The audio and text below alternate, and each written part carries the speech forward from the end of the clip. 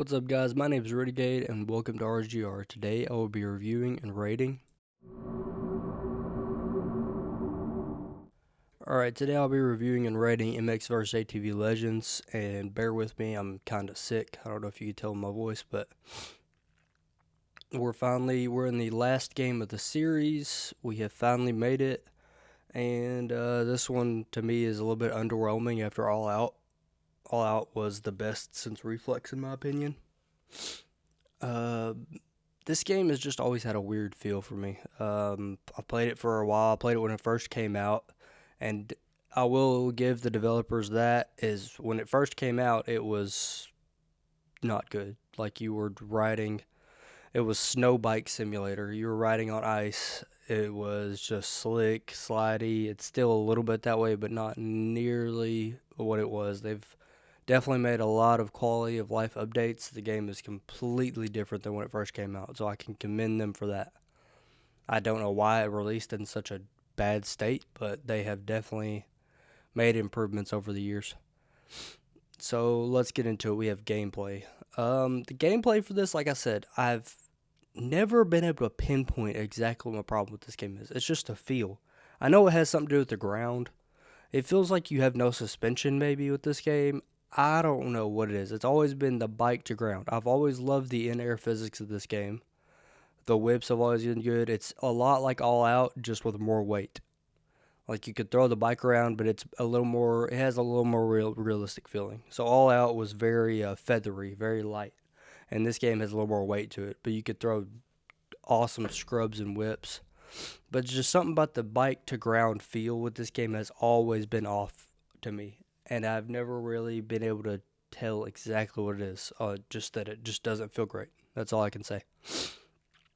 It does not feel the best to me. Now the gameplay, it's still solid. It's still passable without um, those issues. Not quite as good as, like I said, an All Out is for me or a Reflex, but it's still in the upper tier of MX vs ATV games. I think mid to upper tier. So gameplay, I give a 7 out of 10. Multiplayer co-op, you're actually, this is the newest MX vs ATV game, so you can still get in multiplayer lobbies and online lobbies. Now, I've been out of practice with this game for a while, so I got my ass beat in these multiplayer lobbies, but it's still fun to be able to jump in. I just wish they had server picks. Like in other games, dirt bike games, you could pick servers to play in. This one, you basically just pick like a track list and it'll throw you in, or you could just go quick play and then it'll throw you in whatever track list it gives you. But that's my only issue with the multiplayer. Still got a good community. So multiplayer co-op, I give an 8 out of 10. No story rating for these. We know that. Now we're on to replayability. All right, the replayability, it's basically, kind of the same with All Out. You have the Rainbow and THQ bikes, blah, blah, blah. This time they added gold bikes, I believe, and I think that was it. Gold was the only other, I think. I can't remember.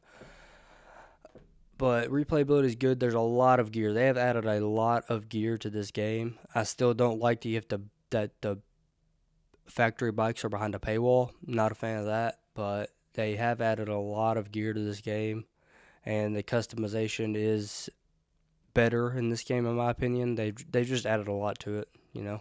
There's a lot to do. You have the tuning. There's just a lot that you can go through with this game, and they've added, if you want to pay for the DLC, which I don't add it into this rating, but you can get different bikes from that too. But replayability, I give a 9 out of 10. Monetary value, I think this game actually still has a great value. For some reason, it's $40, which is the same price as All Out, which I don't get. All Out's like 4 years older or something like that, so I don't know why All Out's still 40. But for 40 for this game, it's still fairly new, so I think it's got a good price on it. So I have 76 hours into the game total from the beginning where it came out. So $40 divided by 76 hours, it comes out to 53 cents an hour. Now, I do think, like I said, it's better for the age. I don't think it's as good of a game as All Out, but I still think for the time it's been out, $40 is acceptable. That's my biggest problem with a lot of games, is that the price doesn't go down with age. And I think that's a big thing with video games, is we don't price them by how fun they are. We price them by how new they are. That's just basically kind of how games are priced nowadays. So monetary value, I give a 7 out of 10. And fun. This game, I mean, you can have some fun with it. Some people are going to like it way more than others. You know, it might be some people's favorite MX vs. ATV game. So fun, it's just really, it's a subjective topic. And I have not, from the time this came out, had as much fun as previous games that I played. It's still solid, you know. There's joy. Like, you can definitely get some enjoyment out of this game, solo or with friends, with how much there is to do. Even just riding around the compound, trying to throw whips. There's fun to be had here, but is it the most fun MX vs. ATV game? In my opinion, no, not even close. But there is still a lot to do, you know. So I can give the fun a 6 out of 10. All right, thank y'all for sticking with this long. With all of these scores averaged out, the overall rating is a 7.4 out of 10. Still a really good rating. Just a good game overall still, just because I have nitpicks with it here and there. The overall game as a package is good where it's at now. And then there's just, if you want to spend $150 extra for a DLC or however much it is, there's a lot of DLC with this game. They've kind of treated it as a live service, so they've just stacked DLC in here, which is fine. I mean, if you want to, but it's the problem with that is coming in late, then you have to buy. If you just get the game now, you have $100 worth of DLC to have to buy. Whereas them buying it a little bit at a time, like as it came out, you just buy them all at once, which kind of sucks. But thank y'all for sticking with me this long. I will catch you in the next one.